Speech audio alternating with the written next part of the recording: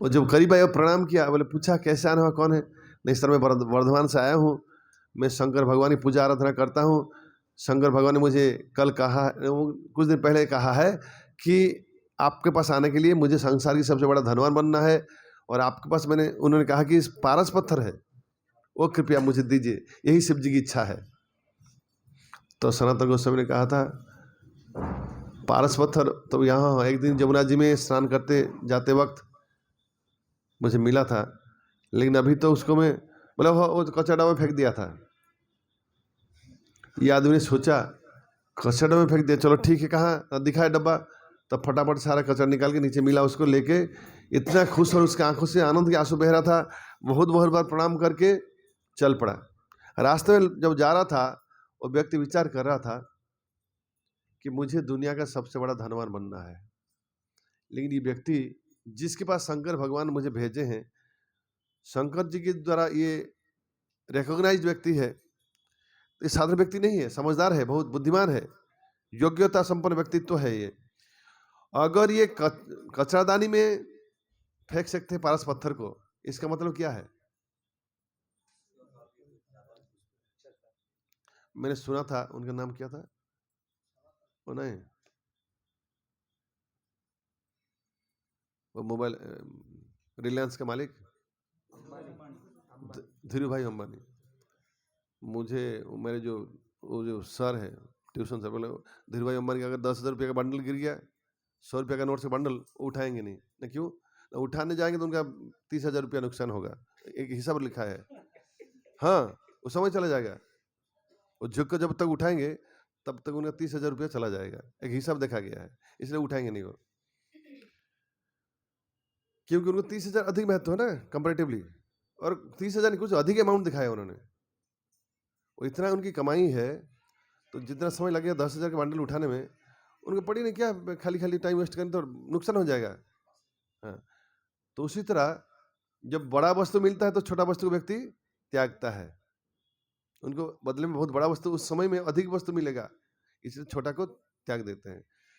तो ये विचार करने लगे कि पारस पत्थर को कचरा में फेंकने का मतलब इसका पारस पत्थर का बड़ा भाई उनके पास होगा, वो चाहिए मुझे, वो दिया नहीं, उसका संदर्भ मुझे बताया नहीं। वो जाकर कहते देखिए मुझे सबसे बड़ा धनवान व्यक्ति बनना है, ये पारस पत्थर से अधिक कीमती वस्तु आपके पास है, आप समझदार है, मुझे ऐसा मत कीजिए, मैं फर्स्ट होना चाहता, आप फर्स्ट हो जाएंगे मुझे लगता है, मैं एक बनना चाहता हूँ, दीजिए।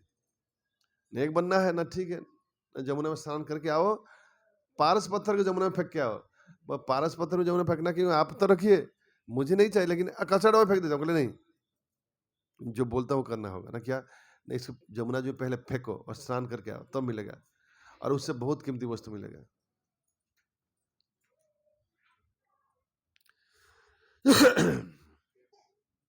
मतलब पक्का, तो कहीं दोनों चीजों से हाथ धोना पड़ेगा ऐसा तो नहीं है। बहुत झिझक से हुए जमुना जी में जाकर फेंका और स्नान करे, बड़े दुखी होकर चिंतित हृदय में बड़े झिझकते हुए आकर वहां बैठे, बोले तुम आ गए ना? हाँ आ गया ना, अब मैं तुम्हें जो देने जा रहा हूँ वास्तव में पारस पत्थर से बहुत अधिक मूल्यवान वस्तु है, वो स्वीकार करो। तो उन्होंने एक जपमाला लेकर आए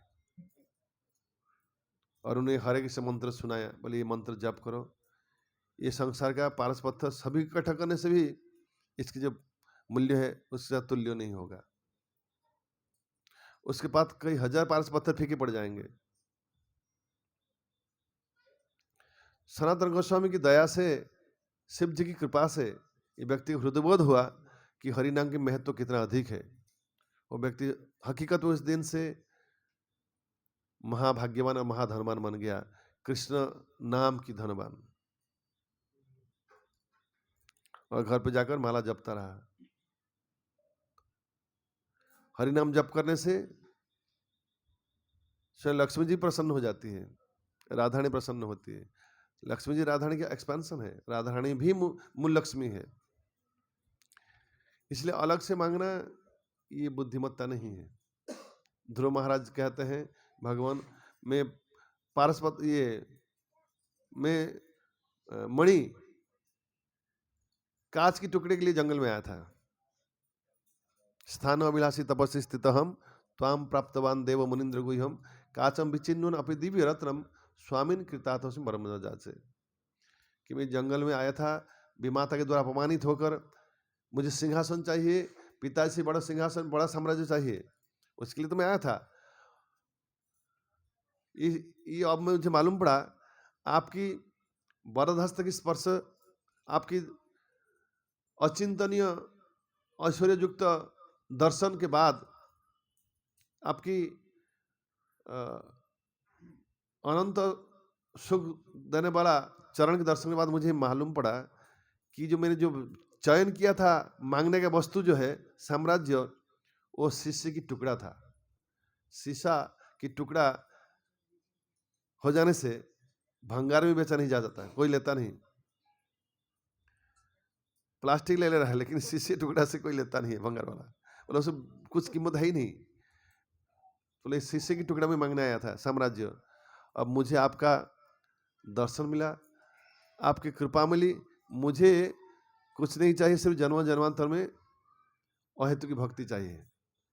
आप मुझे कृपया व्यवसायी ना बनाइए, मैं आपकी भक्ति की आप मुझे बदले में साम्राज्य देंगे, ये मांगूंगा, ऐसा नहीं। तो महाराज भगवान अत्यंत कृपालु होकर कहते हैं, हे वत्स ध्रुव, मैं तुम्हें जन्म जन्मांतर मेरे चरण में अहेतु की भक्ति भी दूंगा और साथ में साम्राज्य भी दूंगा। जब व्यक्ति भगवान के पास भौतिक संपद मांगता है, अगर उसको मिल भी गया, फिर वो वंचित होगा असल संपद से, जो कृष्ण प्रेम। इसलिए हमेशा भगवान के पास जाकर क्या मांगना चाहिए? चैतन्य महाप्रभु जब भुवनेश्वर में लिंगराज भगवान के पास दर्शन किया, क्या कहा? कृष्ण भक्ति दे हमारे। शिव जी को नहीं मांगा कि मुझे और कुछ दे दो। सांसारिक वस्तु मांगने से नुकसान होगा। सांसारिक वस्तु की कीमत रहता नहीं है। जब हम मृत्यु हो जाएगा, वो जीरो हो जाएगा, उसे वैल्यू, कुछ वैल्यू नहीं रहेगा। चाहे आप कितना भी सोना मांग ले, लेकिन जैसे मृत्यु हुआ, सारा सोना हमारे लिए मूल्यहीन है। लेकिन अगर कृष्ण भक्ति मांगा होगा, वो परमानेंट सोना है। असली सोना तो वही है, वो मदद करेगा संसार पार होने में। तो बुद्धिमत्ता के साथ काम लेना चाहिए। हरे कृष्ण कृष्ण कृष्ण हरे हरे, हरे राम राम राम हरे हरे। चमकले वस्तु में फंसना नहीं। उसको क्या कहते हैं? अंधेरे में चमकता है जुगनू। जुगनू को चमकीला अग्नि देखने में बड़ा अच्छा लगता है, वो बिना सोचे समझे उसके अंदर प्रवेश कर जाता है और मर जाता है। तो संसार की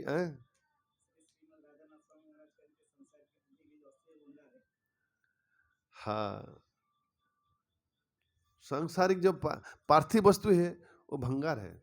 ये संसार जितनी वस्तु है, मूल्य अगर भी हो तो थोड़े समय के लिए, बाद में कुछ कीमत रहता नहीं है।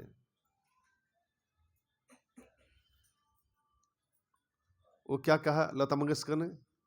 कल मेरे पास मेरे पार्किंग में दुनिया की सबसे दामी दामी गाड़ी खड़ी है। मेरे घर इतना दामी दामी कपड़े हैं, इतना कीमती कपड़े हैं, लेकिन अब मेरी हाल क्या है, एक क्योंकि अस्वस्थ है इसलिए गाउन या नाइटी कुछ पहन, एक नाइटी के अलावा मैं कुछ पहनने के लिए लायक नहीं रहा। तो खाली याद कर सकती हूँ या देख सकती हूँ, बाकी उसका कुछ भोग नहीं कर सकती। गहने सारे निकाल देना पड़ता।